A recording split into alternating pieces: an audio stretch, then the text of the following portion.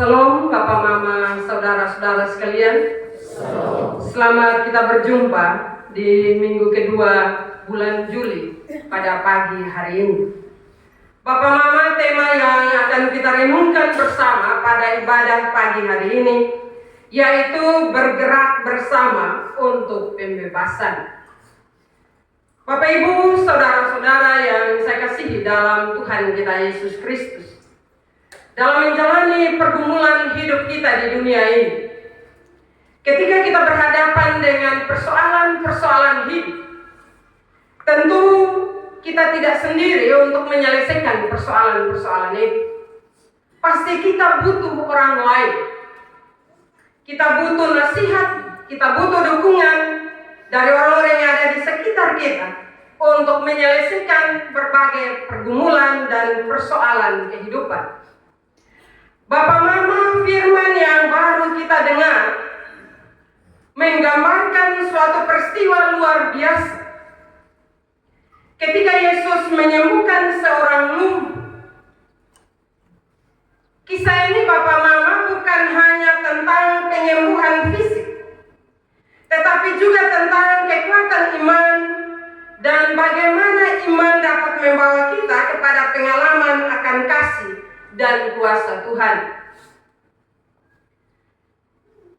Konteks dan situasi pada saat Yesus melayani. Bapak Mama, Yesus sedang berada di Kapernaum. Keramaian memenuhi rumah tempat Yesus mengajar. Di situ ada orang banyak datang dan dari berbagai penjuru. Tujuannya untuk mendengar ajaran Yesus dan juga menyaksikan mujizat. Kenapa hal itu terjadi Bapak Mama? Karena pasti banyak orang sudah mendengar cerita. Sehingga karena mereka mendengar cerita itu, maka mereka berbondong-bondong dari berbagai tempat untuk mau datang dengar sekaligus juga mau lihat apa benar yang diceritakan oleh Yesus. Bapak Mama, di tengah keramaian terdapat seorang yang lumpuh yang dibawa oleh 4 orang. Situasi ini menunjukkan betapa pentingnya komunitas dan dukungan dalam hidup kita.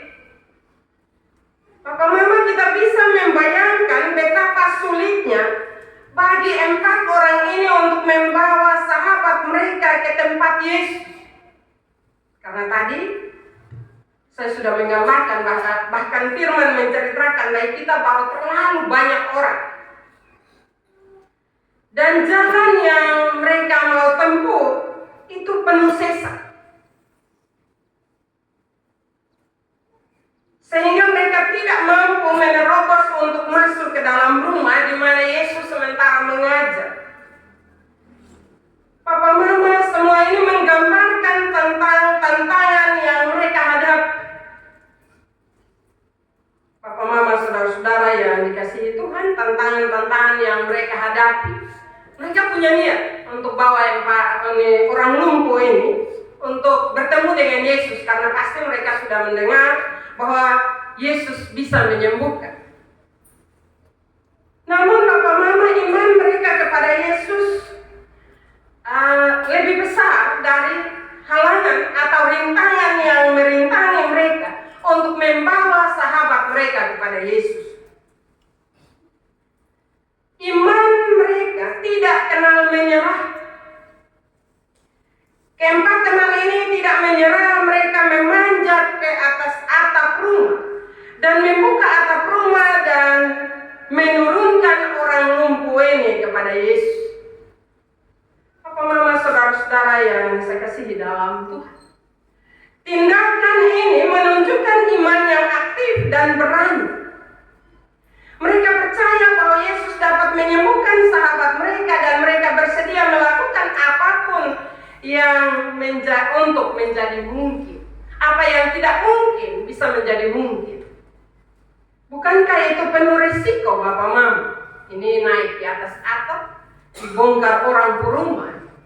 Itu risiko besar Bapak Mama. Bagaimana dengan sikap kita kalau seandainya demikian? Ini ketong harus pikul ini orang, kasih naik di atas rumah, baru kasih turun. Kadang kita menyerah ya Bapak Mama.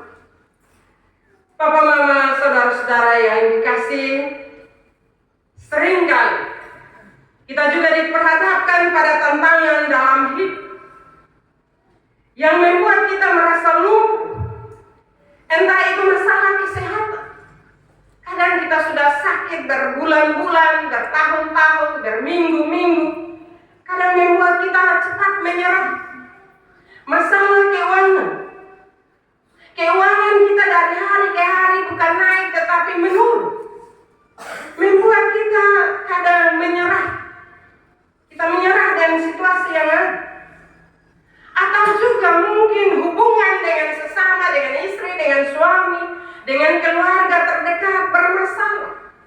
Karena ada pertengkaran-pertengkaran yang membuat kita tidak mau saling mengalah, sehingga kita pemarah terus. Bapak Mama belajar dari firman ini, kita dipanggil untuk memiliki iman yang tidak mengenal menyerah. Iman kita Bapak Mama harus mendorong kita untuk mencari cara, untuk berjuang dan mengandalkan Tuhan dalam setiap langkah kehidupan kita. Karena itu Bapak Mama dalam menjalani hidup ini, ketika mengalami berbagai persoalan hidup, jangan cepat menyerah dan mengambil jalan pintas. Kadang kita lebih banyak memilih jalan pintas daripada mencari cara bagaimana caranya untuk kita bisa keluar dari persoalan ini. Dan ketika kita mencari cara, memang kita mencari cara, tetapi kadang kita mencari cara dengan cara-cara yang tidak sesuai dengan kebenaran firman Tuhan. Belajar dari kebenaran firman ini Bapak Mama. 4 orang ini tidak menyerah, hanya mau membawa sahabat mereka untuk disembuhkan oleh Yesus. Mereka mencari orang yang tepat. Dari cerita itu Bapak Mama, kita melihat bahwa Yesus melihat iman mereka. Ketika Yesus melihat iman mereka, dia berkata kepada orang lumpuh, "Hai anakku, dosamu sudah diampuni." Ini adalah pernyataan yang mengejutkan para ahli Taurat pada waktu itu. Bapak Mama, dalam cerita ini kita melihat bahwa sebelum Yesus menyembuhkan fisiknya, Yesus terlebih dahulu menyentuh aspek spiritual, aspek moral. Tuhan Yesus mengajarkan kepada kita bahwa penyembuhan yang sejati dimulai dari pengampunan. Seringkali kita mencari solusi untuk masalah kita secara fisik atau material, tetapi Tuhan ingin kita memperhatikan keadaan rohani kita terlebih dahulu. Karena itu Bapak Mama, ketika kita berhadapan dengan masalah hidup, apakah kita sudah mendekatkan diri kepadanya? Apakah kita sudah menyampaikan persoalan kita kepadanya? Mari kita melihat kembali hidup kita setiap hari. Sadar atau tidak Bapak Mama, ketika kita mengalami masalah hidup, masalah kesehatan, masalah hubungan, masalah keuangan, yang kita lakukan pertama adalah bagaimana kita cari pertolongan di orang yang ada di sekitar kita. Belajar dari kebenaran firman ini Bapak Mama, yang perlu kita lakukan adalah mendekatkan diri kepada Tuhan, memohon pengampunan dari. Belajar dari firman ini Bapak Mama, Tuhan Yesus tidak bilang bangun, angkat lupung tanpa tidur dan jalan. Tuhan menyatakan bahwa dosamu, hai anakku, dosamu telah diampuni. Ini sebuah pembebasan hidup bagi orang yang lumpuh ini. Memohon pengampunan dalam hidup, dan juga kita harus menyadari untuk hidup benar di hadirat. Ketika kita melakukan hal itu dalam hidup kita Bapak Mama, maka mujizat itu pasti terjadi. Pasti Tuhan menolong kita untuk keluar dari berbagai permasalahan hidup yang kita alami. Bapak Mama, setelah Tuhan Yesus mengampuni dosa orang yang lumpuh, Tuhan Yesus bilang, bangkitlah, angkat tempat tidurmu, dan pulanglah ke rumahmu. Dalam sekejap, Bapak Mama, orang itu bangun dan berjalan. Bapak Mama, ini menunjukkan bahwa iman dan pengampunan dapat membawa mujizat. Karena itu sekali lagi Bapak Mama, kalau ada soal dalam hidup kita, jangan saling menyalahkan. Tetapi mari kita mengoreksi hidup kita. Apakah dalam menjalani hidup ini hubungan saya dengan Tuhan kurang bagus? Kalau kita menyadari hal itu, maka bawa diri di hadirat Tuhan. Minta pengampunan Tuhan dan juga minta Tuhan memberi jalan keluar bagi kita untuk mengatasi persoalan kita. Karena firman menguatkan kita, marilah hai kamu yang berbeban berat. Hanya kadang kau ada beban berat, Bapak Mama, kau berupaya untuk pikul sendiri. Lewat firman ini mau menceritakan kepada kita bahwa beban berat yang kita alami dalam hidup kita harus akui bahwa kita tidak bisa pikul sendiri. Harus ada orang yang menolong kita. Karena itu datanglah kepada Yesus. Kita harus ingat bahwa mujizat bukan hanya tentang fisik, tetapi juga tentang transformasi. Tentang perubahan perilaku dalam hidup kita. Ketika kita datang pada Tuhan dengan iman, Dia tidak hanya menyembuhkan fisik kita, tetapi juga mengubah hidup kita. Kita bisa melihat mujizat dalam kehidupan sehari-hari. Perubahan karakter, pemulihan hubungan, dan sukacita pasti kita alami dalam hidup kita. Kita tidak menduga bahwa Tuhan melakukan mujizat itu dalam kehidupan kita. Dan hal itu biasa ada dalam hidup kita sebagai orang Kristen. Mungkin kita sudah melanglang buana jauh dari kehendaknya. Nanti sudah terakhir baru kita mulai ingat Tuhan. Ketika kita ingat Tuhan itu, maka Tuhan membuat mujizat dalam berbagai pergumulan hidup kita. Dan pada akhirnya kita bilang apa? Aduh, untung beta ingat Tuhan. Aduh, untung Tuhan tolong beta. Karena itu belajar dari kebenaran firman ini. Mana firman Tuhan untuk kita pada pagi hari ini, Bapak Mama? Marilah kita menjadi orang-orang yang memiliki iman yang berani, yang tidak takut menghadapi rintangan demi mendekatkan diri kepada Tuhan. Biarkan iman kita membawa kita kepada pengalaman luar biasa dengan Tuhan. Ingat bahwa Yesus melihat iman kita dan siap untuk membawa mujizat ke dalam kehidupan kita. Sebagai gereja, marilah kita saling mendukung. Terutama bulan ini adalah bulan pendidikan. Sekolah-sekolah gemit akan tetap hidup ketika kita saling berdonasi. Kita saling mendukung satu dengan yang lain, agar sekolah-sekolah Kristen itu tidak mati, tetapi justru tetap hidup. Karena itu menjadi tanggung jawab kita.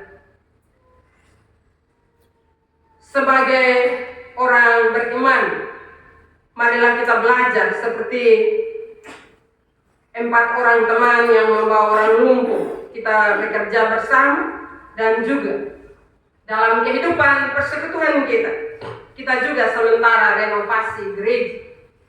Apa peran kita? Marilah kita saling mendukung. Karena hanya 1-2 orang saja pekerjaan tidak akan berjalan dengan baik. Karena itu menjadi tanggung jawab kita semua. Marilah terus kita berpengharapan kepada Tuhan. Jangan kita pasif dan kita bilang nanti kau lihat selesai kosong. Ini pekerjaan Tuhan. Karena itu marilah kita selalu berpengharapan kepada Tuhan. Cepat atau lambat pekerjaan itu akan selesai. Demikian juga dalam pergumulan kehidupan kita.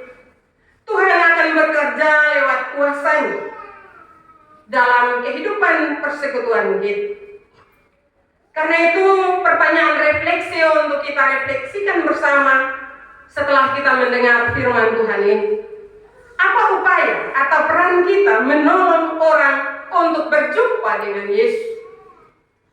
Apakah kita duduk diam? Dalam cerita Alkitab tadi ada peran-peran, yaitu yang pertama Tuhan Yesus ada untuk mengajar dan melakukan mukjizat. Ada juga orang lumpuh ini dia tidak berdaya dan dia butuh pertolongan orang untuk membawanya kepada Yesus untuk memperoleh kesembuhan.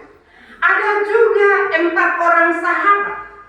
Mereka dengan penuh keberanian, dengan mengambil resiko untuk membawa sahabat mereka untuk disembuhkan. Ada juga orang banyak. Apa yang orang banyak lakukan? Mereka tidak pusing dengan orang lain. Walaupun Tangsu lihat ini 4 orang, ini pikul ini 1 orang, tetapi mereka tidak memberi jalan. Mereka tetap tutup jalan hanya untuk mendengar firman Tuhan saja. Nah, ini juga perilaku kehidupan kita kadang terjadi demikian. Kita hanya mau mendengar firman Tuhan, tidak pusing dengan yang sekitar dan juga orang-orang yang membutuhkan kita. Dan kelompok yang terakhir adalah ahli Taurat. Papa, mama, saudara-saudara yang saya kasih di dalam Tuhan. Ahli Taurat ini hidup dengan penuh kecurigaan. Ini siapa? Kok dia bisa mengampuni orang pendosa? Mereka takut Bapak Mama untuk kehilangan muka di hadapan banyak orang. Karena itu Bapak Mama, saudara-saudara ahli Taurat ini juga, mereka tidak mau menerima pertahanan, takut disaingi. Karena itu Bapak Mama, sekali lagi mari dengan mendengar firman Tuhan ini, kita merenungkan kita ada di posisi yang mana. Di posisi orang lumpuh kok, di 4 orang sahabat kok, di orang banyak kok, atau di posisi ahli Taurat. Marilah kita tunduk di hadirat Tuhan, meminta agar firman Tuhan membersihkan seluruh pikiran-pikiran kita yang tidak sesuai dengan kehendak Tuhan dan dekatkan diri kepada Tuhan. Ketika kita mendapat pengampunan, maka mujizat terjadi dalam hidup kita setiap hari. Firman Tuhan memberkati kita pada pagi hari ini. Amin.